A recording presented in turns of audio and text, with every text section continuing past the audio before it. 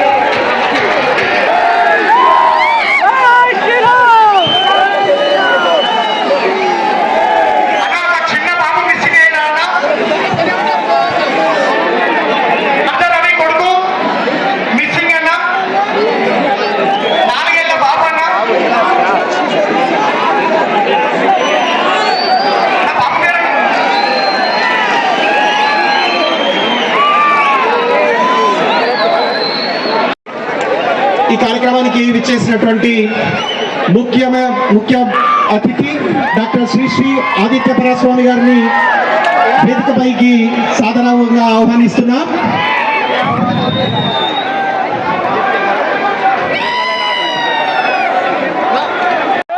జరగండి అన్న అన్న, మీరందరూ సౌండ్ కట్టబడి వెళ్ళిపోనన్న కొంచెం పార్లమెంట్ సభ్యులు గౌరవనీయులైన శ్రీ ఎన్ఎం శ్రీనివాస్ రెడ్డి గారు పాలమూరు ఎమ్మెల్యే గారు, గౌరవనీయులైన శ్రీ లక్ష్మణ్ యాదవ్ గారు పాలమూరు గుడా చైర్మన్ గారు, అదేవిధంగా మాజీ మంత్రివర్యులు డాక్టర్ శ్రీనివాస్ గౌడ్ గారు, గౌరవనీయులు శ్రీమతి గుమ్మల మమతా శ్రీనివాస్ గారు పాలమూరు మేయర్ గారు, గౌరవనీయులైన శ్రీ మారేపల్లి రెడ్డి గారు పాలమూరు డిప్యూటీ మేయర్, గౌరవనీయులైన శ్రీమతి మీరాబాయి శ్రీను నాయక్ గారు, గుమ్మల శ్రీశైలం గారు స్వామివారికి సన్మానించడం జరిగింది. జై శ్రీరామ్.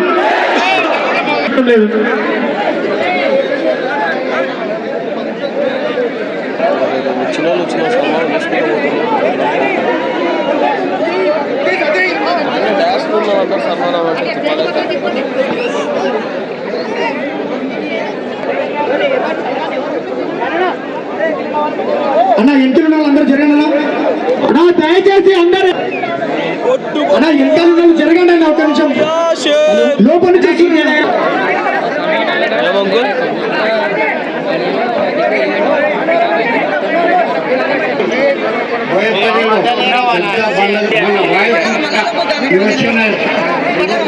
అందరూ వ్యక్తి బ్రహ్మాండమైన ఈ కార్యక్రమంలో జరుపుకోవడానికి ఎంతో సంతోషం చేస్తున్నాము.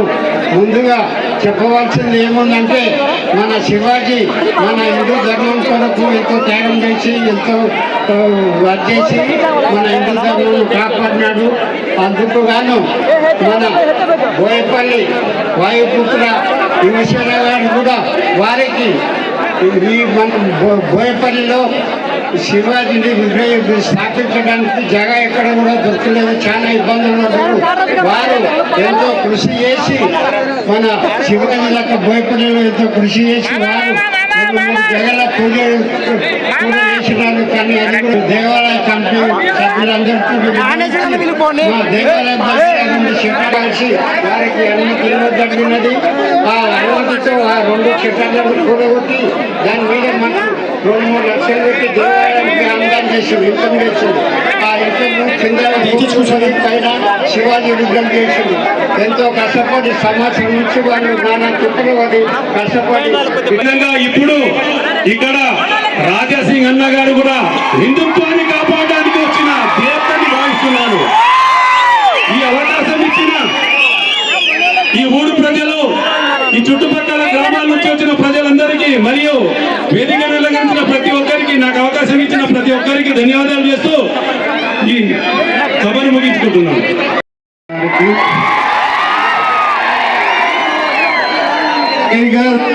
సింగారికి बोलो छत्रपति शिवाजी महाराज की, बोलो छत्रपति शिवाजी महाराज की जय श्री राम, जय श्री राम, जय श्री राम, जय श्री राम. అందరూ బాగున్నారా? బాగున్నారా?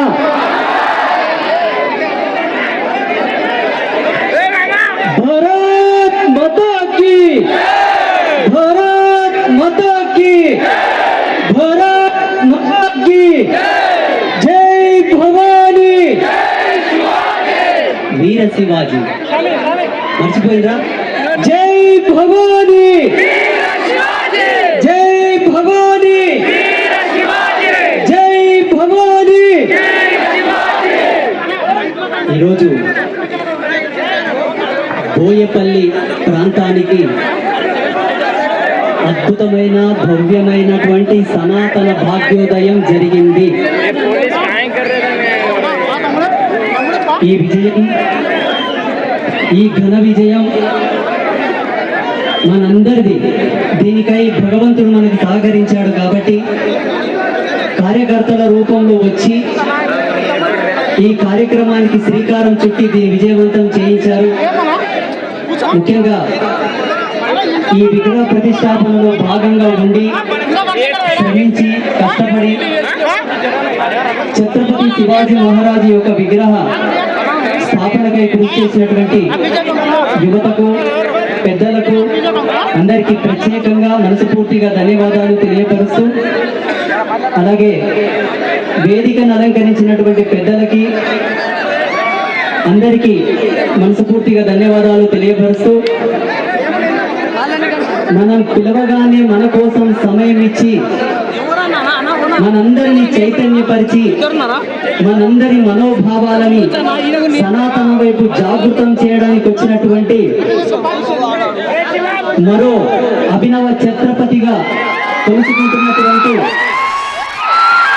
టైగర్ రాజా సింగ్ వారికి ప్రత్యేకంగా ధన్యవాదాలు తెలియపరుస్తూ, చాలా సందర్భాల్లో చాలా సమయాలలో చాలా ప్రాంతాల్లో నేను చాలా మాట్లాడాను కూడా. ఇంకా భవిష్యత్తులో నా ఊపిరి ఉన్నంత వరకు నేను చేసేదే ధర్మ పోరాటం, నేను బ్రతికేదే ధర్మం కోసం. అయితే బోయపల్లి ప్రాంతానికి వచ్చి విగ్రహ ఆవిష్కరణ తర్వాత నేను ఎక్కువ ఏం మాట్లాడకూడదు అనుకున్నాను. ఎందుకోసం అంటే మీకు కావలసినటువంటి పరిపూర్ణమైనటువంటి వ్యక్తిత్వ వికాసం వచ్చింది. మనం ఎప్పుడన్నా మాట్లాడుకోవచ్చు, ఇంకొక కార్యక్రమంలో కలుస్తాం, ఇంకో కార్యక్రమంలో కలుస్తాం. వారు మనకు సమయం ఇవ్వడం అరుదు. కాబట్టి ఈనాటి ఈ వేదిక మొత్తం వారికే ఇవ్వాలని నేను సంకల్పం తీసుకొని వచ్చాను. అవునా కాదా? చాలా సంతోషం. ఒకే ఒక్క విషయం చెప్పి నేను ముగిస్తాను. ఏమిటంటే, ప్రస్తుతం మనం ఉన్నటువంటి పట్టణం పేరు పాలమూరు. అవునా? మనమందరం సనాతనంని పునః విశ్వవ్యాప్తం చేయడానికి, కృణ్వంతో విశ్వమార్యానన్న సత్యాన్ని ప్రకటితం చేయడానికి కష్టపడుతున్నటువంటి వీరులం, యోధులం. అవునా? అయితే మనకు తెలియకుండానే ఒక కుట్ర జరిగింది. ఏమిటంటే, కొన్ని గ్రామాల పేర్లు, కొన్ని మండలాల పేర్లు, కొన్ని పట్టణాల పేర్లు, కొన్ని ప్రాంతాల పేర్లు మనవి కానివి ప్రవేశించాయి. వాటన్నిటిని మనం మార్చాలి. అవునా? అది మన జీవితానికి, మన ధర్మానికి, మన జన్మకు ఒక బానిసత్వాన్నిగా మనం పరిగణలోకి తీసుకోవాలి. ఇది మనం అందరం ఎక్కడ పోయినా, ఏ ప్రాంతానికి పోయినా మహబూబ్ నగర్ అని మనం చెప్పుకోకూడదు, పాలమూరు అని చెప్పుకోవాలి. అలాగే ఏ ప్రాంతంలో మనం ఉన్నా, ఏ రాజ్యంలో మనం ఉన్నా, మనకు తెలియకుండానే మన పెద్దలు కొన్ని తప్పులు చేశారు. ఇప్పుడు వాటన్నిటిని బయటికి చెప్పడానికి మాలాంటి పెద్దలు ముందుకు వస్తున్నారు. కాబట్టి వాటన్నిటిని మనం మార్చాలా? తప్పకుండా మనం అందరం కంకణబద్ధులమై గ్రామాలతో మొదలుకొని, పట్టణాలతో మొదలుకొని, రాజ్యాలతో మొదలుకొని అన్నిటిని మనం మార్చుకొని భావి తరాలకు సమగ్రవంతమైన సనాతనాన్ని పరిచయం చేయాలి. అవునా కాదా? ఇంకొక విషయం, చాలా మంది పేర్లు వాళ్ళకు తెలుసో తెలియక కొన్ని తప్పుడు పేర్లు పెట్టుకుంటుంటారు. ఏమిటంటే, ఒక పేరు చెప్తాను, ఎగ్జాంపుల్, కాసిమప్ప. ఎవరి పేరు? ఏం సంబంధం? ఇంకొక మాట చెప్తాను, మొగులప్ప, మొగులమ్మ. ఎవరి పేరు? ఎందుకు పెట్టుకోవాలి? ఎవరికి పుట్టినాం, ఎవరి పేరు పెట్టుకుంటుంటాం? ఒకవేళ మన ధర్మంలో ఒకవేళ పేర్లకు ఏమన్నా తక్కువ ఉందా? మన ధర్మంలో పేర్లు లేవా? పర్యావరణ సిద్ధాంతానికి, ఖగోళ విజ్ఞానానికి అనుసంధానమైనటువంటి పేర్లు, DNA ఫ్రీక్వెన్సీకి సంబంధించిన పేర్లు మన ధర్మంలో ఉన్నాయి. పరిపూర్ణమైనటువంటి వేద ప్రమాణ సాక్షిగా, సమగ్రవంతమైనటువంటి వేద విజ్ఞాన సాక్షిగా నేను నిరూపిస్తాను. ఈ పనికిరాని పేర్లు మనకు అవసరం లేదు. అవునా కాదా? ఇదందరూ మీరు మీ గ్రామాలతో మొదలు పెట్టండి. కొన్ని గ్రామాల పేర్లు అయితే మరి అధ్వానంగా ఉన్నాయి. మీరందరూ ఏం చేయాలి? గ్రామంలో ఉండేటటువంటి హిందువులందరూ ఐక్యమత్యమై ఒక పేపర్ మీద రాయాలి, ఈ గ్రామానికి ఈ పేరు మాకు ఇష్టం లేదు, మండలాధికారికి ఇవ్వాలి, కలెక్టరేట్లు ఇవ్వాలి, తక్షణమే ఈ గ్రామం యొక్క పేరు మార్చమని చెప్పాలి. చేస్తారా? చేస్తారా? మొన్న నేను ఒక గ్రామానికి పోయాను. ఆ గ్రామం పేరు చూసి ఆ గ్రామంలో కార్యక్రమానికి నేను రానని చెప్పాను. భవిష్యత్తులో ఇటువంటిది ప్రతి గ్రామంలో ఉండి భవిష్యత్తులో మాలాంటి వాళ్ళు రావాలంటే ఆలోచించాల్సిన అవసరం ఉండకూడదు. వే క్లియర్గా ఉండాలి. అది చేయాల్సినటువంటి బాధ్యత మీదే. చేస్తారా? చేయరా? చేస్తారా? చేయరా? చాలా సంతోషం. ఆ మాత్రం మాట ఇచ్చినందుకు, ఇంతగానం నేను అరిచినందుకు ఒక విలువ. చేస్తారో చేయరో తర్వాత విషయం. కానీ ఒక విషయం బాగా గుర్తుపెట్టుకోండి, భవిష్యత్తుకు మనం ఏమి ఇస్తున్నామన్న ప్రశ్నార్థకం మనకు వద్దు. దానికి సమాధానం ఇప్పుడే ఫుల్ఫిల్ చేసి మనం పోవాలి. అవునా కాదా? అవునా కాదా? ఇంకొక చిన్న మాట, లాస్ట్ అండ్ ఫైనల్. ఎందుకంటే ఈ వేదిక, ఈ మైక్ మొత్తం రాజా సింగ్ గారికి ఇవ్వాలని నేను అనుకొని వచ్చాను. లాస్ట్ అండ్ ఫైనల్ ఈ మధ్యలో సోషల్ మీడియా మాధ్యమంగా కొన్ని వీడియోలు నా దృష్టికి వచ్చాయి. అవి ఏమిటి అనగా, మన ధర్మాన్ని కాపాడడానికి, మన ధర్మానికి నేనున్నానని ఆ సేతు హిమాచల పర్యంతం రామేశ్వరం వరకు ఒకే ఒక్క గలం నిష్పక్షపాతంగా, ధైర్యంగా, నిఖాస్తుగా నిలబడ్డటువంటి టైగర్ రాజా సింగ్ గారి యొక్క కుటుంబానికి, రాజా సింగ్ గారి కుటుంబానికి కొంతమంది అపరిచితులు, అఘాంతకులు లేనిపోని తప్పుడు ఆరోపణలతో భయభ్రాంతులకు గురి చేయాలని చెప్పేసి కొన్ని స్టేట్మెంట్లు ఇస్తున్నారు. ఖబర్దార్! ఎవడన్నా రాజా సింగ్ గారి వైపు కన్నెత్తి చూసినా, రాజా సింగ్ గారి కుటుంబం వైపు కన్నెత్తి చూసినా భారతదేశ పటంలో ఒక్కడు కూడా మిగిలడు. ఇది వార్నింగ్ కాదు, హెచ్చరిక కాదు. ఒక్కసారి బాగా గుర్తుపెట్టుకోండి, హిందూ అనేవాడు ఎప్పుడే గాని ఎవడి జోలికి రాడు. ఒకవేళ మా జోలికి గనక మీరు వస్తే ప్రకృతిలో మీ అడ్రస్ ఉందో లేదో కూడా కనుక్కోవడానికి ఎవడు మిగిలడు. ఇది ఆనాటి నుంచి ప్రళయకాల రుద్రుడు నుంచి మొదలుకొని, పరశురాముడి నుంచి మొదలుకొని, శ్రీరామచంద్ర ప్రభు నుంచి మొదలుకొని, కృష్ణ పరమాత్మ నుంచి మొదలుకొని నేటి యుగంలో రాజా సింగ్ వరకు వచ్చేసింది. అవునా కాదా? చూడండి, నిష్పక్షపాతంగా ఒక మాట చెప్తాను. నేను సన్యాసిని, ఆజన్మాంత బ్రహ్మచారిని. ఎంతో మంది రాజకీయ నాయకులను చూస్తున్నాం, ఎంతో మంది గొప్ప గొప్ప కోటీశ్వరులను చూస్తున్నాం, సంఘ సంస్కర్తలను చూస్తున్నాం. ఎవడు మాట్లాడతాడయ్యా?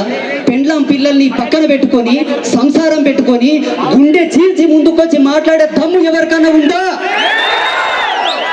మాలాంటి సన్యాసులం మాట్లాడవచ్చు, ఎందుకంటే మాకు పెండ్లం లేదు, పిల్లలు లేరు. వచ్చిన ముఖరమే, పోత ముఖరమే. మేము మాట్లాడితే పెద్ద ఏమి ఇబ్బంది లేదు. కానీ ఒక కుటుంబాన్ని పెట్టుకొని, ఒక ధర్మాన్ని పెట్టుకొని, ఒక వ్యవస్థను పెట్టుకొని, బాధ్యత గల ఒక సంస్థలో ఉండి ధర్మం వైపు నేనున్నానని చెప్పేవాళ్ళు చాలా తక్కువ. అవునా కాదా? అవునా కాదా? అటువంటి ఒక నాయకుడు మన మధ్యలో ఉన్న తర్వాత వారిని, వారి కుటుంబాన్ని, వారి వ్యవస్థని మనమందరం కాపాడాలా లేదా? కాపాడాలా వద్దా? చెప్పాలి. ప్రతి ఒక్కరు కూడా ఏమంటే, ప్రతి ఒక్కరితో స్మార్ట్ ఫోన్ ఉంది, ఒక స్టేట్మెంట్ ఇవ్వాలి. మా ధర్మ రక్షకుణ్ణి, అభినవ ఛత్రపతి శివాజీ మహారాజ్ అయినటువంటి రాజా సింగ్ వైపు కానీ, వారి కుటుంబం వైపు ఎవడన్నా కన్నెత్తి చూస్తే ఖబర్దార్ అని చెప్పాలే వద్దా? చాలా సంతోషం. మరి నియమానికి కట్టుబడి ఉండాలి కాబట్టి ఈ మైకుని, ఈ వేదికను వారికి అర్పిస్తూ నేను సెలవు తీసుకుంటాను. మరి ఒక్కసారి గట్టిగా చెప్పాలి, భారత్ మాతా కీ, భారత్ మాతా కీ, భారత్ మాతా కీ, జై భవానీ, జై భవానీ, జై భవానీ, జై శ్రీరామ్, జై శ్రీరామ్. మీ అందరికీ ఒక సన్యాసిగా, ఒక సంతుగా పరిపూర్ణమైనటువంటి అనేక ఆయురారోగ్య ఐశ్వర్య భోగ భాగ్యములను ప్రసాదిస్తూ మీరందరూ చల్లగా వర్ధిల్లాలని కోరుకుంటూ శుభమస్తు తదాస్తు. అరుస్తే వేరే డిస్టర్బ్ అవుతారు, గడబడి చేస్తే ఇష్యూ డైవర్ట్ అవుతుంది. అందుకోసం మొత్తం సైలెంట్ మోడ్లో ఉండాలి. ఓకేనా? సైలెంట్ మోడ్లో ఉంటేనే మనం మంచిగా మనం సందేశం ఇవ్వచ్చు. ఓకేనా? ఫస్ట్ అయితే మన బోయపల్లి ఈ ఏరియాలో, పాలమూరు ఈ జిల్లాలో చాలా అంటే చాలా మంచి ఛత్రపతి శివాజీ మహారాజ్ విగ్రహావిష్కారం వాయుపుత్రు యోజన సంఘం ఆధ్వర్యంలో చాలా అంటే చాలా వైభవంగా మన ఇనాగ్రేషన్ కార్యక్రమం జరిగింది. ఈ కార్యక్రమంకి మన అందరికీ ఆశీర్వాదం ఇయ్యడానికి మన ఆదిత్య పరమానంద్ గారు, మన స్వామి గారు, ఆయన డాక్టర్ కూడా ఉన్నారు. ధర్మాన్ని కాపాడడానికి ప్రతి ఒక్క హిందూ యువకుల్లో ఒక ధర్మ జ్ఞానాన్ని రావాలి, ఒక మంచి సంకల్పంతో గురుగారు మన మధ్యలో వచ్చినారు. ఇది రెండోసారి నేను గురుగారికి కలిసినాను, ఆశీర్వాదం కూడా తీసుకున్నాను. అదేవిధంగా వేదిక పైన చాలా మంది అతిథులు ఉన్నారు, మన వాయుపుత్ర యోజన సంఘ కార్యకర్తలు ఉన్నారు, అందరు కూడా ఉన్నారు. వాళ్ళందరికీ నా హృదయపూర్వకంగా ధన్యవాదం. అదేవిధంగా మన ప్రెస్ మిత్రులు వచ్చినారు, మన గ్రామ వాసులు ఉన్నారు, ఊర్లో ఉన్న చాలా పెద్ద మనుషులు కూడా వచ్చినారు. ఎవరు కూడా బాధపడొద్దు, నాకు చేరిసినారు ఇయ్యలేదు కూడా అట్లాంటి ఆలోచన కూడా పెట్టకూడదు. ఎందుకంటే మీరు చాలా అదృష్టవంతులు. ఎందుకంటే మీ ఊర్లో, మీ గ్రామంలో ఛత్రపతి శివాజీ మహారాజ్ వచ్చేసినారు. ఛత్రపతి శివాజీ మహారాజ్ మీ ఊర్లో వచ్చినారంటే జస్ట్ ఇది షోపటం గురించి ఇది విగ్రహం పెట్టలే తమ్ముళ్ళ.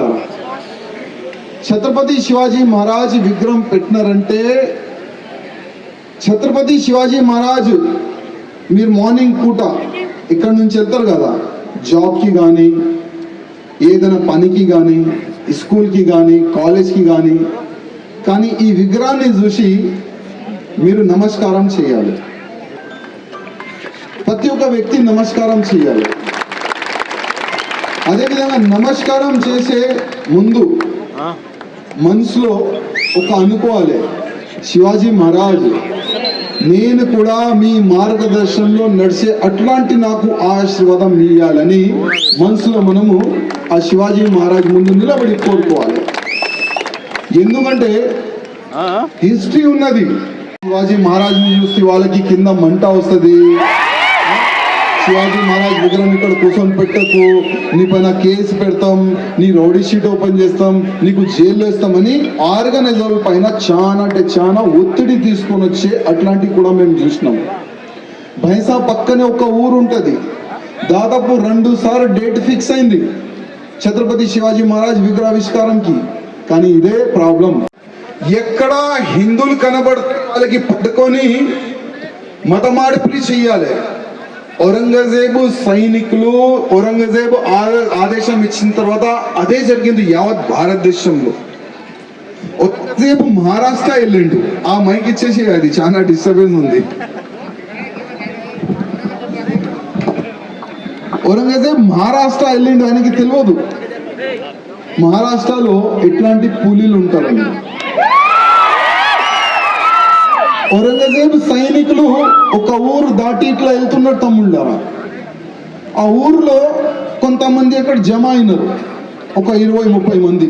శివరాత్రి రోజు ఔరంగజేబు చూస్తారు, అరే అక్కడ జనాలు ఎందుకు జమ అయినారు, సైనికులకి ఆదేశం ఇస్తారు, పోయి చూడండి.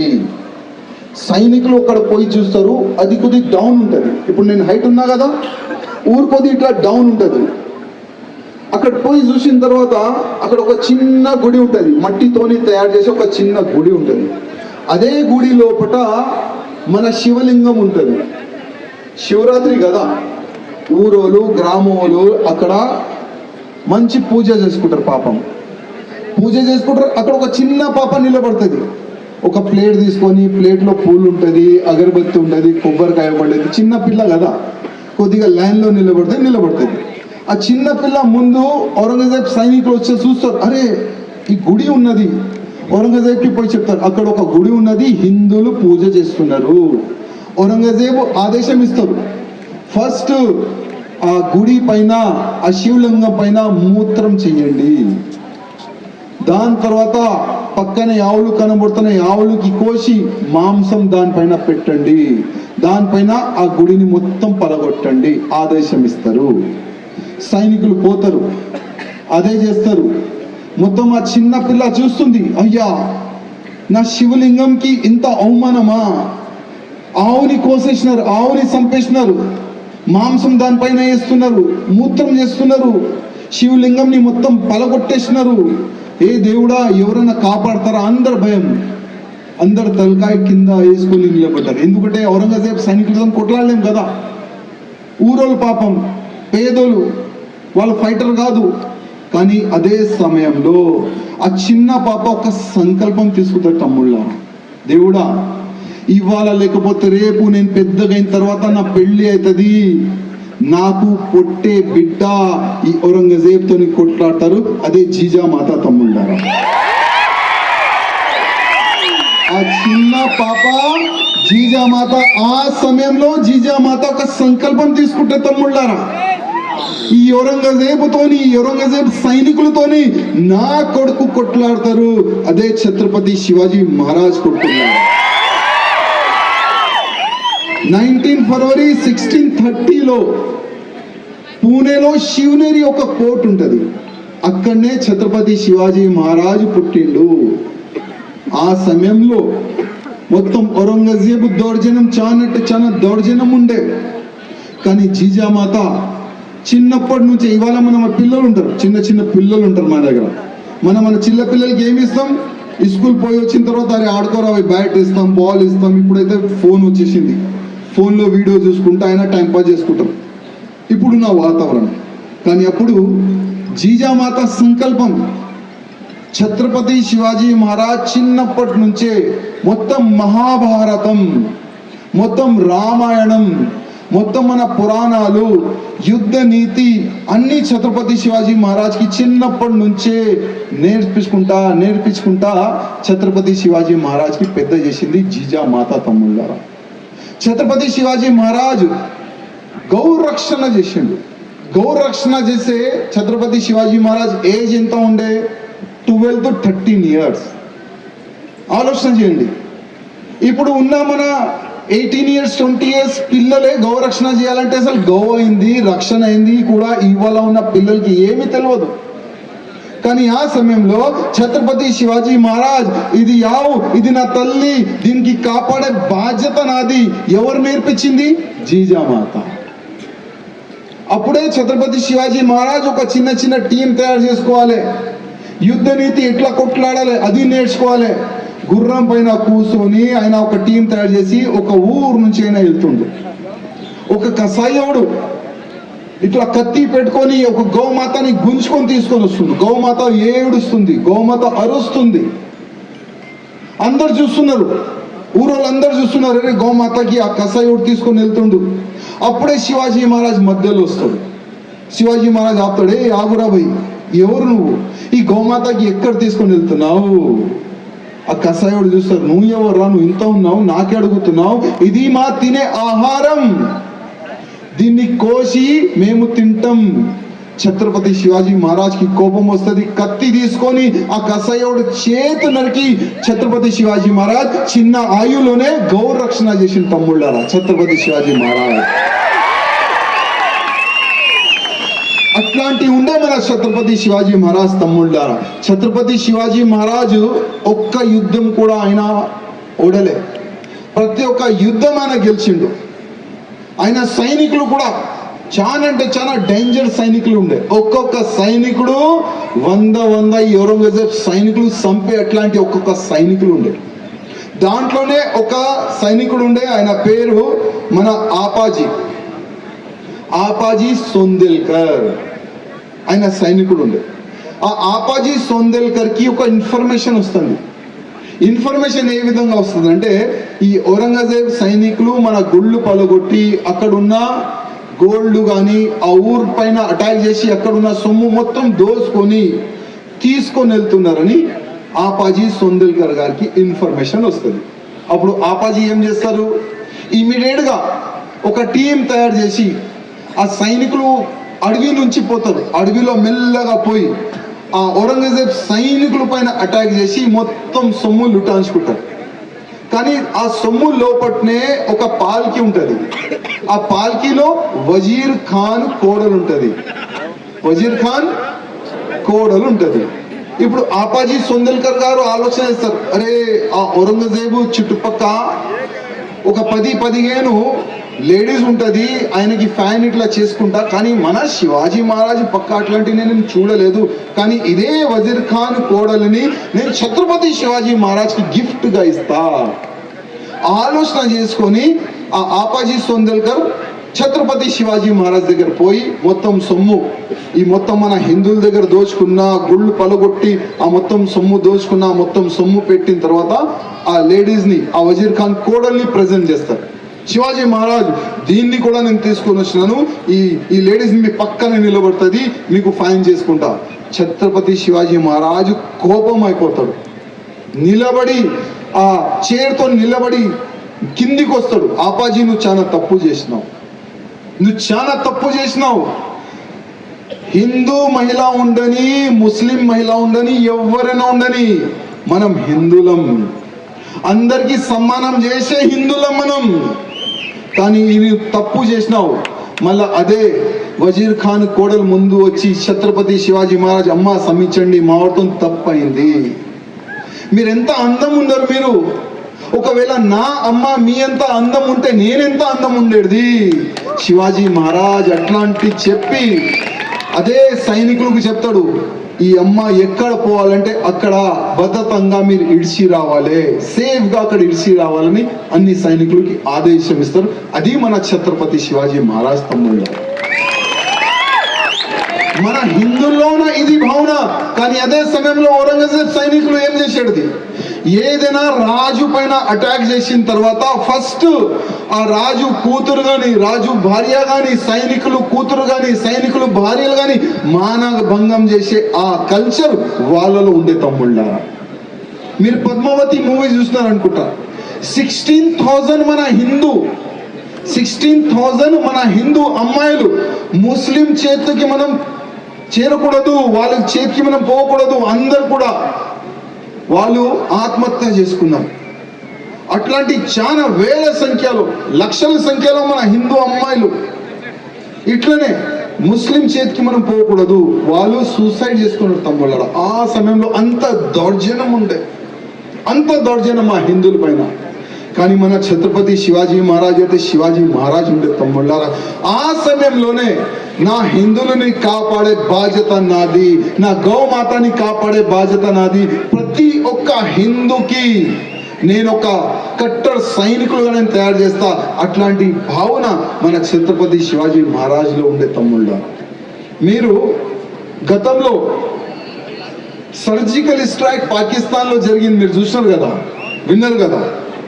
సర్జికల్ స్ట్రైక్ అంటే ఒకప్పుడు ఉన్న గవర్నమెంట్ లవ్ లెటర్ పంపించే గవర్నమెంట్ ఉండే, కానీ 2014 తర్వాత లవ్ లెటర్ గవర్నమెంట్ పంపే డైరెక్ట్ మిసైల్ పంపించే గవర్నమెంట్ వచ్చింది. కానీ ప్రధానమంత్రి మోదీ గారు సర్జికల్ స్ట్రైక్ చేయాలి ఆ ఆలోచన, ఆ ప్లానింగ్ ఎక్కడి నుంచి వచ్చిందంటే ఛత్రపతి శివాజీ మహారాజ్ దగ్గర నుంచి వచ్చింది. ఛత్రపతి శివాజీ మహారాజ్ కి ఎట్టి పరిస్థితిలో పట్టుకోవాలని ఔరంగజేబు సైనికుల పైన సైనికులు పంపిస్తారు, అందరికీ సంపేస్తారు ఛత్రపతి శివాజీ మహారాజ్. అదే ఔరంగజేబు ఒక మామ ఉంటాడు సాహిస్త్ ఖాన్, సాహిస్త్ ఖాన్ కి పిలుస్తారు, ఇక్కడ రారా భయ్, ఏం మామ ఎట్లా ఉన్నావు, బాగున్నా, నీకు ఒక పెద్ద పదవి నేను ఇవ్వాలనుకుంటున్నా. అరే మంచిదే కదా, కానీ ఆ పదవి ఇచ్చే ముందు నువ్వు ఒక చిన్న పని చేయాలి, ఆ శివాజీని పట్టుకొని తీసుకొని రావాలి. పదవి వస్తుంది, నేను రాజు అవుతా, పట్టుకుంటా, కానీ నా ఒక్క షర్ట్. షాయిస్త్ ఖాన్ అంటాడు, ఔరంగజేబ్ ఏమంటాడు, నా ఒక్క షర్ట్. చెప్ప ఏం కావాలి, నాకు 1,00,000 మంది సైనికులు కావాలి.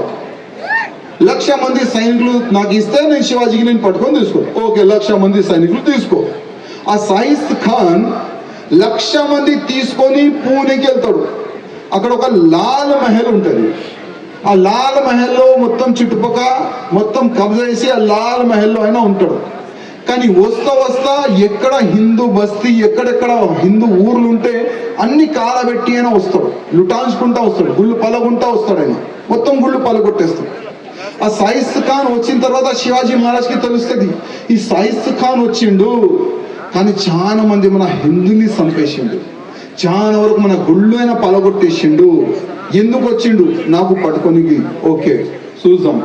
1 నెల, 2 నెల, 3 నెల, 4 నెల, నెలలు అయిపోతుంది. కానీ సైయిద్ ఖాన్కి తెలియదు శివాజీ మహారాజ్ ఎక్కడ ఉంటాడని. ఇప్పుడు ఈ సైయిద్ ఖాన్ ఒక ప్లాన్ చేస్తారు. అసలు ఈ శివాజీ బయటికి రావాలంటే ఏమి చేయాలి? హిందువుల్ని టార్చర్ చేయాలి. ఓకే, స్టార్ట్ చేయండి. హిందూ అమ్మాయిని లేపుకోవాలి, రేపులు చేయాలి, నరికేసేయాలి, చిన్న చిన్న పిల్లల్ని లేపుకోవాలి, పిల్లల్ని చంపేసేయాలి. శివాజీ మహారాజ్కి మెసేజ్ పోతుంది, సైయిద్ ఖాన్ హిందువుల పైన దౌర్జన్యం స్టార్ట్ చేసిండు. అప్పుడు శివాజీ మహారాజ్ ఒక ప్లాన్ చేస్తాడు. ఓకే, ఇప్పుడు ఈయనకైతే మంచిగానే జవాబు ఇవ్వాలి. శివాజీ మహారాజ్ ఒక ప్లాన్ చేస్తాడు. అరే ఒక లేఖ రాయండి. నార్మల్ పర్సెంట్ ఒక లేఖ రాపిస్తారు, నార్మల్ పర్సెంట్ తోని. సైయిద్ ఖాన్ గారు, మా ఇంట్లో పెళ్లి ఉన్నది, లాల్ మహల్ వెనక సైడ్ మేము వెళ్ళాలి, అక్కడ ఊరికి బారాత్ వెళ్ళాలి, ఆ బారాత్ పోనీకి మీరు మాకు పర్మిషన్ ఇవ్వండి. ఎందుకంటే ఏదైనా బారాత్ పోవాలంటే ఆ లాల్ మహల్ కోట నుంచి, ఆ కిల్లా నుంచి లోపలనే వెళ్ళాలి. ఇప్పుడు సైయిద్ ఖాన్ చూస్తారు, బారాతే కదా, ఇచ్చేయండి పర్మిషన్. ఎంతమంది ఉంటారు?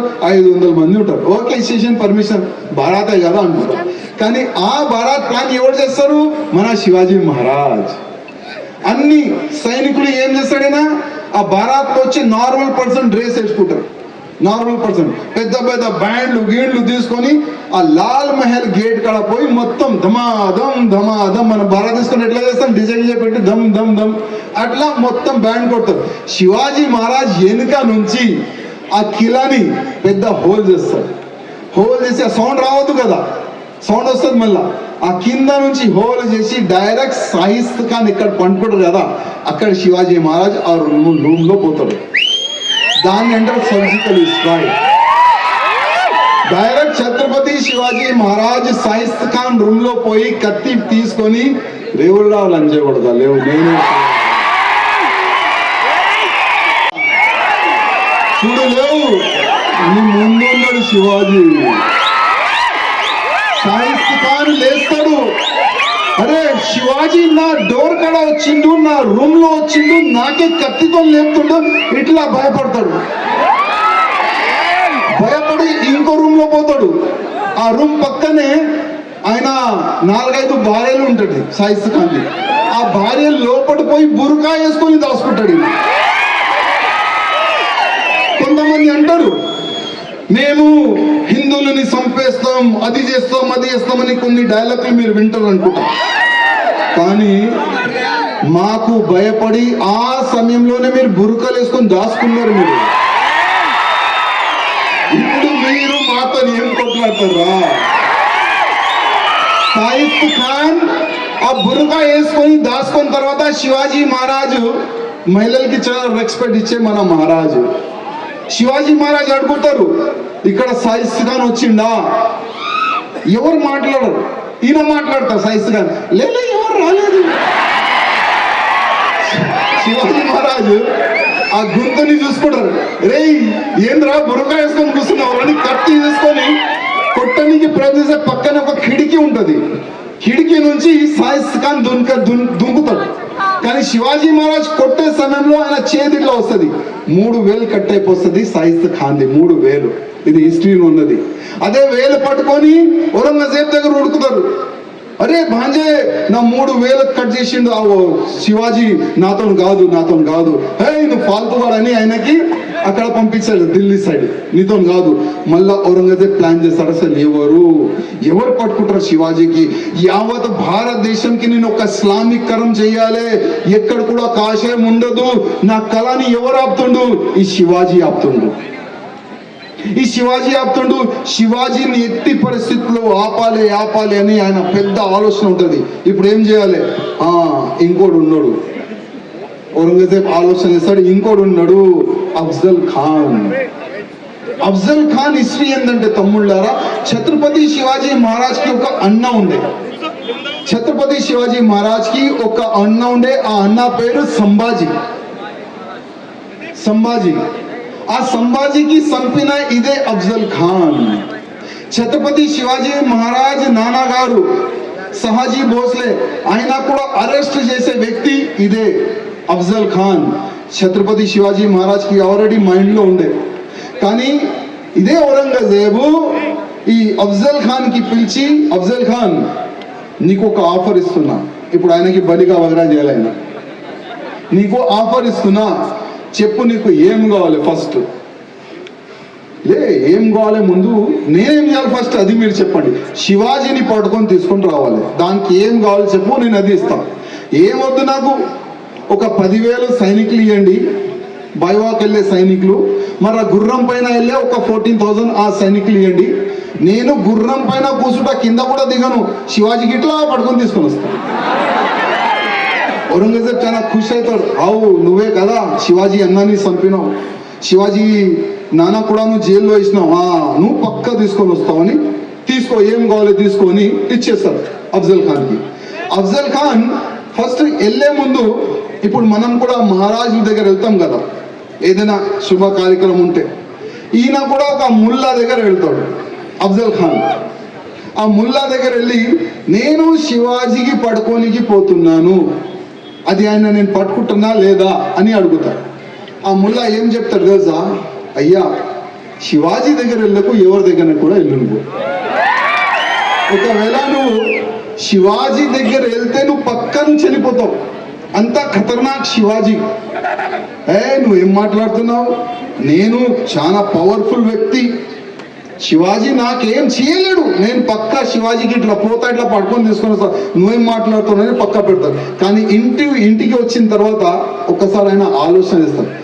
ఆయన అన్నాడు, ఒకవేళ నిజంగా నాకు శివాజీ చంపేస్తే ఎట్లా ఆయన ఆలోచిస్తాడు. మళ్ళా ఆయనకి ఆ అఫ్జల్ ఖాన్కి ఎన్ని భార్యలు తెలుసా? 63 భార్యలు ఆయనకి. ఎన్ని భార్యలు? 63 భార్యలు ఆయనకి. అప్పుడు ఆయన ఆలోచిస్తాడు, ఒకవేళ నేను చనిపోతే మళ్ళీ ఈ 63 భార్యలు ఎక్కడెక్కడ పోతుంది, మళ్ళీ ఈ పరిస్థితి ఏంది అని ఆయన ఏం చేస్తాడు తెలుసా? 63 భార్యల్ని అందరినీ చంపేస్తాడు ఆయన, అందరినీ చంపేస్తాడు. మళ్ళా మనం చాలా భార్యలు మనం చేసుకోవచ్చు, ఫస్ట్ అయితే వీళ్ళని మనం చంపేద్దామని అందరినీ చంపి అప్పుడైనా శివాజీ మహారాజ్కి పట్టుకోనికి బయలుదేరుతాడు ఆయన.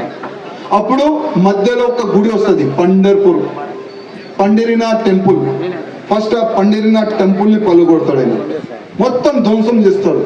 చుట్టుపక్కల ఉన్న అన్ని హిందువుల్ని చంపేస్తాడు, మహిళల్ని మానభంగాలు చేస్తాడు. మళ్ళా ముందుకు వెళ్తాడు, తుల్జా భవానీ టెంపుల్, తుల్జాపూర్. అక్కడ అన్ని మహారాజులకి తెలిసిపోతుంది ఈ అఫ్జల్ ఖాన్ వస్తుండు, అక్కడ ఒక గుడి పలగొట్టిండు. అక్కడ మహారాజులు ఏం చేస్తారంటే ఆ తుల్జా భవానీ మాతాది విగ్రహాన్ని దాపేసుకుంటారు, అక్కడ ఒక డూప్లికేట్ విగ్రహం పెడతారు. ఈ అఫ్జల్ ఖాన్ అక్కడ పోయి మొత్తం గుడిని పలగొడతాడు, చుట్టుపక్కల హిందువుల్ని అందరూ చంపుతారు. చంపి మళ్ళా అఫ్జల్ ఖాన్ ప్రతాప్గఢ్ వెళ్తాడు. అప్పుడు జీజా మాతకి తెలుస్తుంది అఫ్జల్ ఖాన్ శివాజీని పట్టుకొని వస్తుండు. శివాజీ మహారాజ్కి జీజా మాత పిలిచి, శివాజీ ఈ బాడుకోగాడు తలకా కావాలి నాకు, ఈ అఫ్జల్ ఖాన్ కావాలా, ఇదే అఫ్జల్ ఖాన్ నీ అన్నాన్ని చంపిండు, ఇదే అఫ్జల్ ఖాన్ నీ నాన్నని జైల్లో వేసిండు, ఎట్టి పరిస్థితిలో మన అమ్మవారి టెంపుల్ ని పలగొట్టిండు, తుల్జా భవానీ టెంపుల్ ని పలగొట్టిండు, ఎట్టి పరిస్థితుల్లో ఈయనకి సంపాలే అని ఛత్రపతి శివాజీ మహారాజ్కి మన ఛత్రపతి శివాజీ మహారాజ్ తీసుకుంటారు తమ్ముళ్ళారు. అప్పుడు శివాజీ మహారాజు సైనికులు ఉంటారు, మెయిన్ సైనికులతో మీటింగ్ పెట్టుకుంటారు. ఇట్లా అఫ్జల్ ఖాన్ వస్తుండు, కానీ ఆయన నార్మల్ వస్తలేడు, సైనికులు చాలా మంది ఉన్నారు, మన దగ్గర తక్కువ సైనికులు, ఏం చేద్దాం? చాలా మంది హిందువుల్ని చంపుతుండు, చాలా వరకు మన గుళ్ళు అని పలగొడుతుండు, ఏం చేద్దాం? ఎట్టి పరిస్థితులకి మనం జవాబు ఇవ్వాలి. అన్ని సైనికులు అంటే వద్దు, అఫ్జల్ ఖాన్ చాలా డేంజర్ వ్యక్తి, ఆయనతోని మనం ఫేస్ టు ఫేస్ మనం కొట్లాడలేం, ప్లానింగ్ తో కొట్లాడాలి. ఎట్లా ప్లాన్ చేద్దాం. అప్పుడు శివాజీ మహారాజ్ అఫ్జల్ ఖాన్ కి ఒక లెటర్ రాస్తాడు. అఫ్జల్ ఖాన్, నీకు చూసి నేను చాలా భయపడుతున్నాను, నీ సైనికులకు చూసి నాకు భయం వస్తుంది, వద్దు నేను నీతో కొట్లాడను, మనం కాంప్రమైజ్ చేద్దాం, కలుద్దాం మనం. అఫ్జల్ ఖాన్ ఆ లెటర్ చూసిన తర్వాత, అరే నేనైతే శివాజీకి పట్టుకోవాలంటే చాలా కష్టం అవుతుంది అనుకున్నా, కానీ ఇది శివాజీ నా దగ్గర సరెండర్ అవుతుండు, ఓకే కలుద్దాం రాను. లేదు అఫ్జల్ ఖాన్ గారు, మీ సైనికులకు చూసి మీకు చూసి నేను భయపడుతున్నా, వేరే ప్లేస్ లో నేను అరేంజ్ చేస్తా, మీరు ఎక్కడ వస్తారా? అచ్చా, ఇక్కడ ప్రతాప్గఢ్ పోర్టు కింద మీ నుంచి ఒక 4 సైనికులు, నా దగ్గర నుంచి ఒక 4 సైనికులు, అంతే. ఓకే దాను మనం కలుద్దాం, వ్యవస్థ శివాజీ మహారాజ్ మంచి వ్యవస్థ చేస్తాడు కలవనికి. మంచి వ్యవస్థ చేసిన తర్వాత అక్కడ ఛత్రపతి శివాజీ మహారాజ్ ఒక టెంట్ లో వస్తాడు, అక్కడనే అఫ్జల్ ఖాన్ వస్తాడు. ఛత్రపతి శివాజీ మహారాజ్ వెనుక నుంచి పొడిసే అలవాటు ఎవరికి ఉన్నది? వెనుక నుంచి గుచ్చే అలవాటు ఎవరికి ఉన్నది? శివాజీ మహారాజ్ కి తెలుసు అది. ఛత్రపతి శివాజీ మహారాజ్ ఆల్రెడీ ఆ క్యాల్కులేషన్ చేసుకున్న తర్వాత ముందే బుల్లెట్ ప్రూఫ్ జాకెట్ తయారు చేసి ఫస్ట్ వ్యక్తి ఎవరంటే ఛత్రపతి శివాజీ మహారాజ్ వ్యక్తి. శివాజీ మహారాజ్ అప్పుడు బుల్లెట్ ప్రూఫ్ జాకెట్ తయారు చేసుకుంటాడు, ఈ పులి గోర్లు ఇక్కడ దాచుకుంటారు, ఇట్లా చేయి పెట్టుకొని ఓకే అఫ్జల్ ఖాన్ ముందు వెళ్తాడు. అఫ్జల్ ఖాన్ కూడా ఏం ప్లాన్ చేసుకుంటారు, శివాజీ నా దగ్గర వచ్చిన తర్వాత ఫస్ట్ అయితే నీకు ఇట్లా పట్టుకొని నేను చంపేస్తా, అంత స్ట్రాంగ్ ఉండే ఆయన.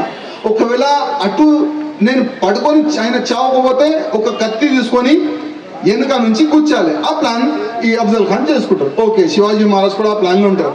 మెల్లగా ముందుకు పోయి, రా శివాజీ రా, నువ్వు ఔరంగజేబుతో నీ కొట్లాట పెట్టుకున్నావు, ఇది తప్పు చేసినావు, ఓకే నువ్వు సరెండర్ అవుతున్నావు కదా, రా మనం కలుద్దామని ఇట్లా మెల్లగా ముందు తీసుకుంటారు. ఏమింకా నువ్వు ఫస్ట్ ఇట్లా దబాయిస్తాడు. శివాజీ మహారాజ్ ఆల్రెడీ మూమెంట్ లో ఉండే, పొట్టిగా ఉండే, చాలా గట్టిగా ఉండే, హైట్ తక్కువ ఉండే, చాలా గట్టిగా మన ఛత్రపతి శివాజీ మహారాజ్ ఉండే. తమ్ముళ్ళారా అప్పుడు చూసుకుంటారు, ఓరో ఈ అఫ్జల్ ఖాన్ మనకు ఒత్తుతుండు, కాలేదు, వెనుక నుంచి ఇట్లా కత్తి తీసుకొని వెనుక నుంచి వస్తే బుల్లెట్ ప్రూఫ్ జాకెట్ ఇక్కడ దిగుతుంది. ఇమీడియట్ గా ఛత్రపతి శివాజీ మహారాజ్ గోరు నుంచి ఔరంగజేబ్ కడుపు చింపేస్తాడు, మొత్తం పేగులు మొత్తం బయటికి వచ్చేస్తుంది. అప్పుడే ఛత్రపతి శివాజీ మహారాజ్ సైనికులు పక్క ఉంటాడు, అఫ్జల్ ఖాన్ తలకాయ ఇట్లా నడికేస్తాడు. ఇట్లా శివాజీ మహారాజ్ ఆ తలకాయ తీసుకొని ప్రతాప్గఢ్ కాడ పోతాడు, అమ్మ కాలు కాడ పెడతాడు, అమ్మ చూడు ఈ అఫ్జల్ ఖాన్ తలకాయ నేను తీసుకొని వచ్చినాను చూడమ్మా అని మన ఛత్రపతి శివాజీ మహారాజ్ కాలు కాడ పెట్టిన తర్వాత అమ్మ ఏం చెప్తుంది తెలుసా, మళ్ళొక్కసారి ఎవరు కూడా హిందువుల వైపు చూడకూడదు, మళ్ళొక్కసారి ఎవడు కూడా మన గుళ్ళు వైపు చూడదు. ఇదే ప్రతాప్గఢ్ పోర్టు ముందు డోర్ ఉంటుంది కదా, అక్కడ తలకాయ పెట్టేసి వచ్చే పోయే వాళ్ళకి ఛత్రపతి శివాజీ మహారాజ్ గురించి చెప్తే దాదాపు 2 hours కాదు 10 గంటలు కూడా సరిపోదు. అట్లాంటి మన శివాజీ మహారాజ్ తమ్ముళ్ళారా, దాదాపు 300 పైన యుద్ధం చేసే ఒక వీరుడు ఎవరంటే మన ఛత్రపతి శివాజీ మహారాజ్ పేరు వస్తుంది తమ్ముళ్ళారా. కానీ ఔరంగజేబు మహారాష్ట్రలోనే ఆపిండు ఛత్రపతి శివాజీ మహారాజ్. ఒకవేళ శివాజీ మహారాజ్ లేకపోతే ఔరంగజేబు ప్లాన్ ఉండే, ఫస్ట్ మహారాష్ట్ర హిందువులని కన్వర్ట్ చేయాలి, దాని తర్వాత పక్క ఉన్న ఒక్కొక్క రాష్ట్రంలో ఆయన అటాక్ చేసి ప్రతి ఒక్క హిందూని కన్వర్ట్ చేయాలి, యావత్ భారతదేశంలో ఉన్న ప్రతి ఒక్క హిందూని కన్వర్ట్ చేసేయాలి, మొత్తం ఇస్లామీకరణ చేయాలని ఔరంగజేబు కళని ఎవరు సర్వనాశనం చేసినంటే అది ఛత్రపతి శివాజీ మహారాజ్ తమ్ముళ్ళారా. అందుకోసం ఆయన గురించి ఒక మంచి లేఖడు ఏం రాసిండు, కాశీకి కళా జాతి మథురా మస్జిద్ హోతి, అగర్ శివాజీ నా హోతే తో హర్ హిందూ కి సున్నత్ హోతి. మన ఛత్రపతి శివాజీ మహారాజ్ తమ్ముడు. ఛత్రపతి శివాజీ మహారాజ్ ఎక్కువ శాతం మన ధర్మం గురించి ఆలోచన చేసే వ్యక్తి. హిందీ స్వరాజ్ ఎట్టి పరిస్థితులు రావాలి, ఒక మంచి సంకల్పం ఎవరి దగ్గర ఉండే మన ఛత్రపతి శివాజీ మహారాజ్ దగ్గర తమ్ముళ్ళ. కానీ ఛత్రపతి శివాజీ మహారాజ్ హెల్త్ ని ఆయన చూడలేదు, హెల్త్ మొత్తం పాడైతుంది లోపల, యుద్ధం చేస్తుండు, టైంకి భోజనం లేదు, ఏదో గుట్టలో ఉండే, ఏదో సంధిలో నుంచి రావాలి, గుట్టల నుంచి కింద రావాలి, ఈ ఔరంగజేబ్ సైనికుల పైన అటాక్ చేయాలి, మళ్ళా పైకి వెళ్ళిపోవాలి. ఎన్నో దినాలు అప్పుడప్పుడు ఫుడ్ ఆయనకి దొరకవు, ఏది దొరికితే అది తినాలి. కానీ ఆ సమయంలో ఆయన హెల్త్ ఖరాబ్ అయిన తర్వాత ఆయన చనిపోతాడు తమ్ముళ్ళ. ఆయన చనిపోయిన తర్వాత సంబరాలు చేసుకుంటారు ఈ ఔరంగజేబ్. అరే శివాజీ చనిపోయిండు, మొత్తం సంబరాలు, గోల్డ్ పంచండి, మిఠాయి పంచండి, ఏం చేస్తారు చేయండి. శివాజీ చనిపోయిండు, ఇప్పుడు ఒక్కొక్క హిందూని పట్టుకొని నేను మొత్తం ముస్లింగా నేను చేసేస్తా అని ఆ విధంగా ఆలోచన ఔరంగజేబ్లో ఉంది. కానీ ఔరంగజేబ్కి తెలియదు శివాజీ తర్వాత సంభాజీ వస్తాడని. ఔరంగజేబ్కి తెలియదు. ఔరంగజేబ్ ఆలోచన ఏముండే, శివాజీ ఖతంతో మరాఠా ఖతం, ఆ విధంగా ఆయనకి ఆలోచన ఉండే.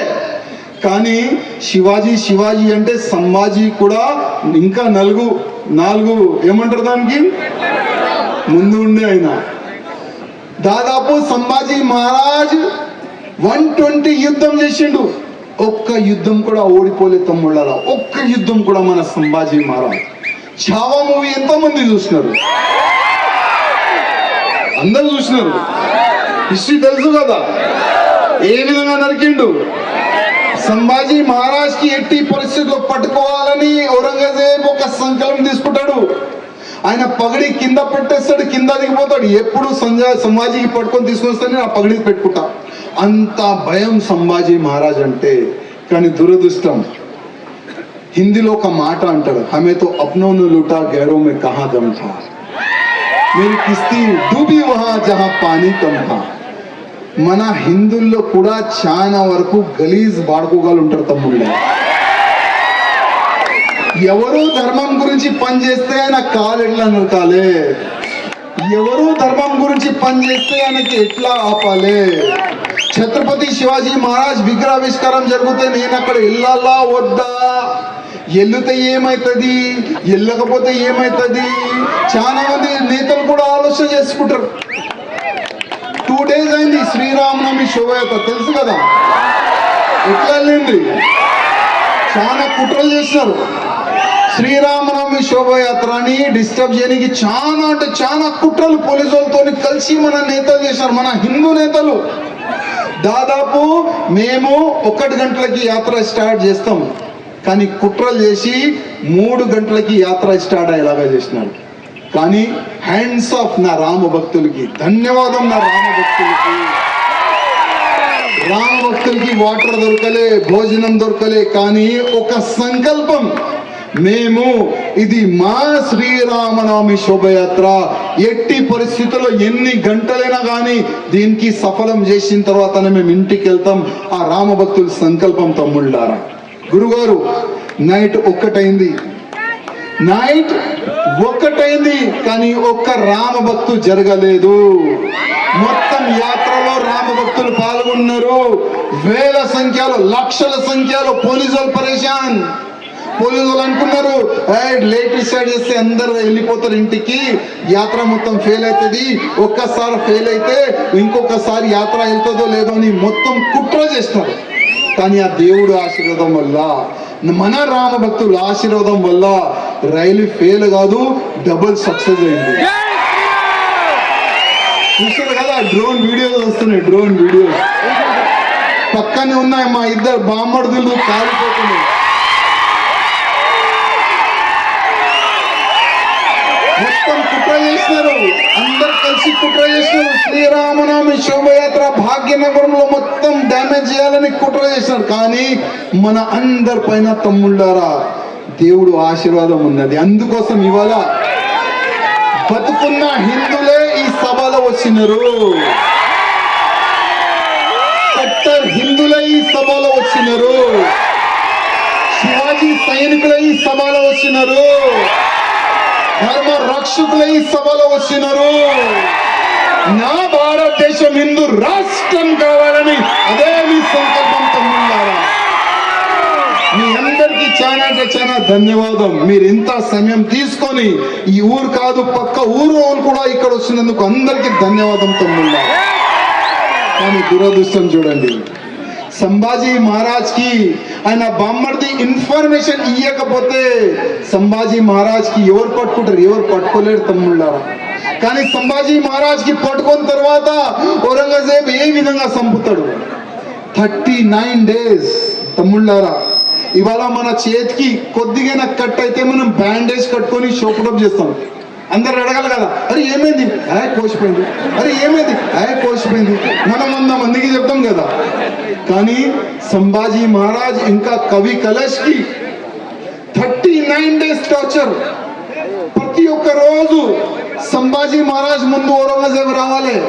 ప్రతి ఒక్క రోజు, ఏ సంభాజీ ఇస్లాం కబూల్ చేసుకో, ఇస్లాం కబూల్ చేసుకో, చెప్పు నీకు ఏం కావాలి, ఎంత సొమ్ము కావాలి చెప్పు నేను ఇస్తా, ఎన్ని ల్యాండ్ కావాలి చెప్పు నేను ఇస్తా, ఎన్ని కిలోలు కావాలి చెప్పు నేను ఇస్తా.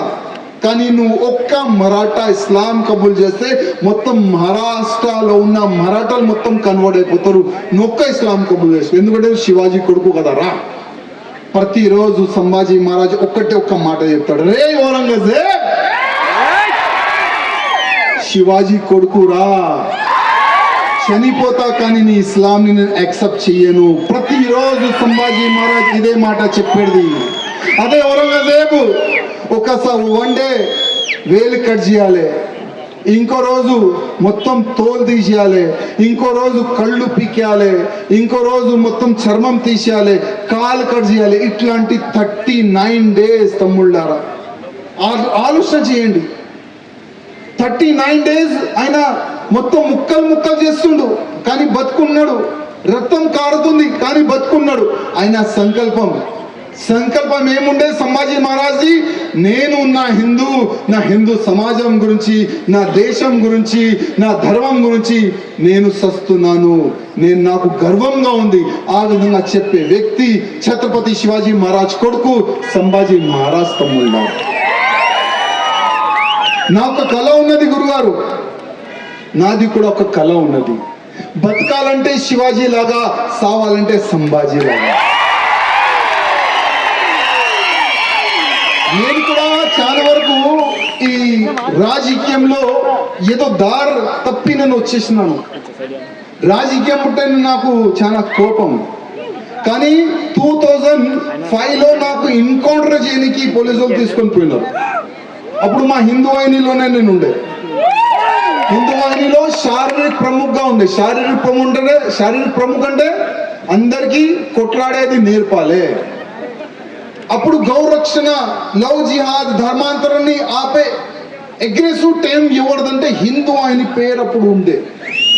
అప్పుడు హిందూ వాహినిలో మేము ఉండే సమయంలో అప్పుడు గవర్నమెంట్ ప్రతి ఒక్క వారంలో ఒక కమ్యూనల్ వైలెన్స్ అయ్యేది మా వల్ల. ఎందుకంటే మా హిందూ అమ్మాయిలు ఎవరు తీసుకొని పోతే ఊరుకోవాలా? మా భాషలో, ఛత్రపతి శివాజీ మహారాజ్ భాషలో అక్కడ పోవాలి, కొట్టాలి, తీసుకొని రావాలి. అదే చేసినాం. హిందూ అని మాకు అదే నేర్పించింది, అదే చేసినాం మేము. కానీ అప్పుడు ఉన్న గవర్నమెంట్ ఏ విధంగా గవర్నమెంట్ చెప్పే అవసరం లేదు, ఒక 2-3 లేపేసేయండి, మొత్తం హిందూ అని ఖతం అయిపోతుంది. అప్పుడు నాకు అడవిలో తీసుకొని పోయినారు. అడవిలో తీసుకొని పోయిన తర్వాత మొత్తం గన్ను ఇట్లా బుల్లెట్ నింపి ఊరుకురా. ఆఫీసర్ అంటే ఏమంటాడు? ఆఫీసర్ ఊరుకు. నిన్న ఎందుకు ఊరుకాలి? అర్థమైంది కదా? అర్థమైంది. మళ్ళా ఊరుకు. అరే ఎందుకు ఊరుకాలయ్యా? సంపాలంటే డైరెక్ట్ సంపు. అరే మా కళ ఉండే ధర్మం గురించి సావాలని ఇవాళ నువ్వు సంపని కోసం రెడీ. కానీ ఆ ఆఫీసర్కి నేను ధన్యవాదం చెప్తా. ఎందుకంటే ఆ ఆఫీసర్కి ఆదేశం ఏమొచ్చింది? వీళ్ళకి తీసుకొని పోవాలి, సంపాలి. కానీ ఆ ఆఫీసర్కి అది తెలియదు వీళ్ళు ఎవరని. ఆ ఆఫీసర్ అడిగిండు, అసలు మీరు ఎవరు రాబోయి? మా గన్ను మేము ఎంతో మందిని ఎన్కౌంటర్ చేసినాం, మా గన్ను చూస్తేనే ఉచ్చపడేది, కానీ మీరు ధైర్యంగా నిలబడి సంపండి అంటే అసలు మీరు ఎవరు అంటే మేము హిస్టరీ చెప్పినాం. అయ్యా హిందూ వాహిని మాది, హిందూ వాహిని కార్యకర్తలు మేము, గౌరక్షణ చేసినాము, లవ్ జిహాద్తోని మా హిందూ అమ్మాయిని తీసుకొని పోతే వాళ్ళకి మేము ఫైట్ చేసి తీసుకొని వచ్చినాము. ఎక్కడైనా కన్వర్షన్ అయితే అక్కడ పోయి మేము ఫైట్ చేసినాము, ఇదే పని చేసినాము, గవర్నమెంట్ మాతోని తకాయించిపోయింది, అందుకోసం మీకు పంపిస్తున్నారు అంటే ఆయన ఒక కట్టర్ హిందూ వెళ్ళిండు. ఆయన అన్నాడు, అరే ఒక పెద్ద పాపం నా చేతితోనే అయిపోయేది. అప్పుడే వేరే ఫోన్ నుంచి మీడియాకి మెసేజ్ ఇస్తే మీడియాలో స్కూల్కి వచ్చింది, హిందూ వాహిని కార్యకర్తని ఎన్కౌంటర్ చేస్తున్నారు. అప్పుడు ఆ ఎన్కౌంటర్ ఆగిపోయింది మీడియాలో వచ్చిన తర్వాత. కానీ అప్పుడు మేము ఆగాలే భయపడి, ఎందుకంటే మా కళ కదా ధర్మం గురించి సావాలని. అదే కళ ఇప్పుడు కూడా ఎప్పుడు పూర్తవుతుంది చూస్తున్నాం. శ్రీరామనవమి శోభయాత్రలో ఒక లెటర్ వచ్చింది, మా బ్రాహ్మణుడు మాకు లెటర్ బాగా రాస్తారు. మా బ్రాహ్మణులు ఇప్పుడు లెటర్ రాసిండు, శ్రీరామనవమి వన్ డే ముందు వరకు చాలా వరకు ఫోన్లు, ఇది చేస్తాం అది చేస్తాం, మరి ఏం చేస్తారు రాబోయే మీరు? కానీ లెటర్ ఏం రాసిండు, మేము మూడు స్నాపర్ తెప్పించినాము, నువ్వు పురాణాపూల్ దాటితే బేగంపేట ఛత్రి, అది దాటితే సిద్ధం బర్బార్, మీకు పక్కా నీ పని అవుతుంది. కానీ కనబడలే. అరిసే కుక్క ఒకడు ఉంటాడు, కరిసే కుక్క ఒకడు ఉంటాడు. కానీ వీళ్ళకి దమ్ము లేదు తమ్ముళ్ళారు, ఎప్పుడైనా యాద్ పెట్టుకోండి, వీళ్ళు 10 మంది ఉంటేనే అరుస్తారు, 1 మంది ఉంటేనే దిగపోతారు. వీళ్ళలో అలవాటు ఉంది. కానీ దురదృష్టం ఏం తెలుసా, ఇంకా కొన్ని రోజుల తర్వాత గురుగారు మనం మాట్లాడలేం మనం, ఎందుకంటే ఒక చట్టం మా రేవంత్ రెడ్డి అన్న గారు తీసుకొని వస్తున్నారు హేట్ స్పీచ్ పైన.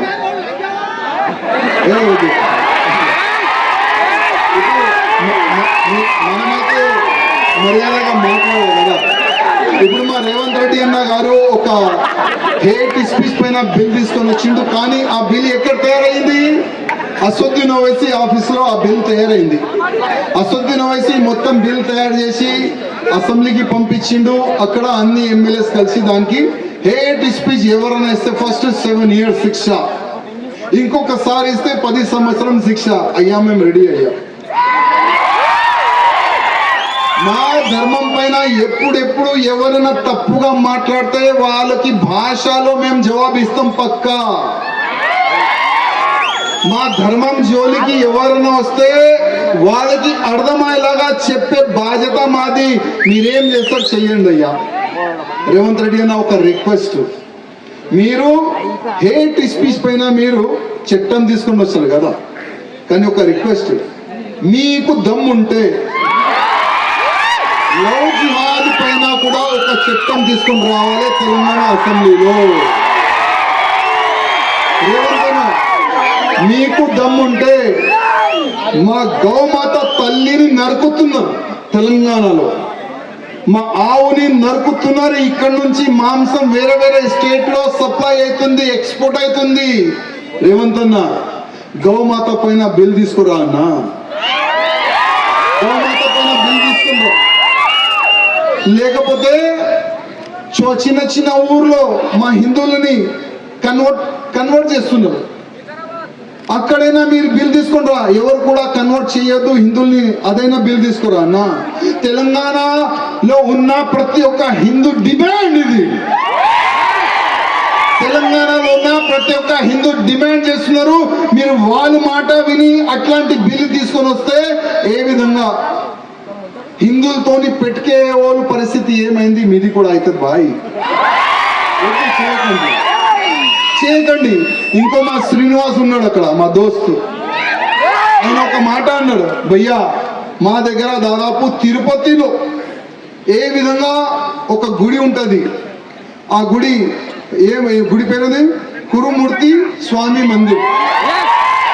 అక్కడ ఒక కొండ ఉంటది, ఆ కొండని మొత్తం మైనింగ్ చేయడానికి పర్మిషన్ ఇస్తుంది గవర్నమెంట్ అంటున్నారు.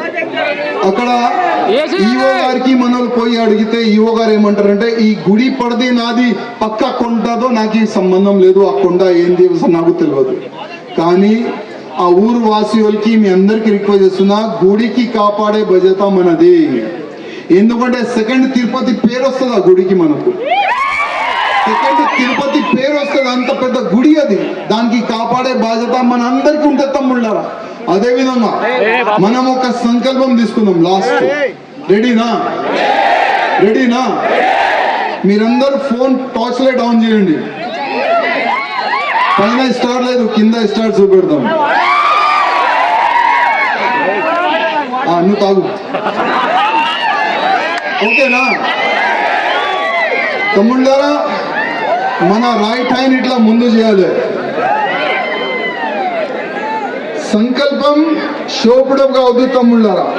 కట్టర్ హిందూ ఉంటేనే మీరు సంకల్పం తీసుకోవాలి, ఓకేనా?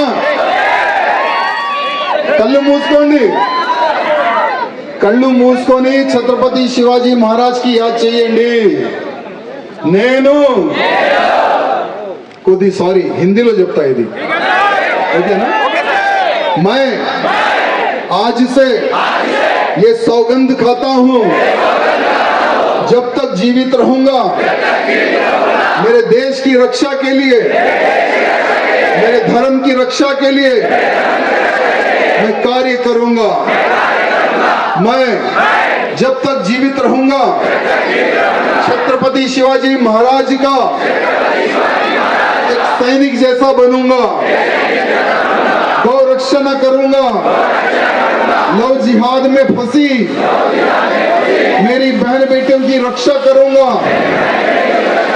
धर्मांतरण को रोकूंगा. भारत देश जब तक हिंदू राष्ट्र नहीं बन जाता तब तक मैं चैन से नहीं बैठूंगा और ना ही दुश्मन को चैन से बैठने दूंगा. बोलो भारत माता की, भारत माता की जय श्री राम, जय श्री राम, जय भवानी, जय भवानी, जय भवानी, जय भवानी, जय भवानी. ఏ విధంగా కార్యకర్తలు శాంతిపూర్వకంగా ఇక్కడ వచ్చినారు, అదే విధంగా శాంతిపూర్వకంగా మన ఇంటికి వెళ్ళాలని ప్రతి ఒక్క కార్యకర్తకి నా ఒక రిక్వెస్ట్. ఇంకొక లాస్ట్ రిక్వెస్ట్, వారంలో ఒక గంట చేస్తా అని కూడా మీరు సంకల్పం తీసుకోవాలి తమ్ముళ్ళారు. ఎందుకంటే ధర్మాన్ని కాపాడాలంటే ప్రతి ఒక్క హిందూ పక్క ఉన్న ఊర్లో కానీ మన ఫ్యామిలీ కానీ అందరూ కూడా మనం కలిసిమెలిసి మన ధర్మ ప్రచారం చేయాలని అందరికీ రిక్వెస్ట్ చేస్తున్నాం. ధన్యవాదం. జై శ్రీరామ్. ఈ కార్యక్రమాన్ని నిర్వహించినటువంటి వాయుపుత్ర యువసేన మరియు హిందూ వాహిని కార్యకర్తలకు, అదేవిధంగా ఈ కార్యక్రమానికి ఇచ్చేసినటువంటి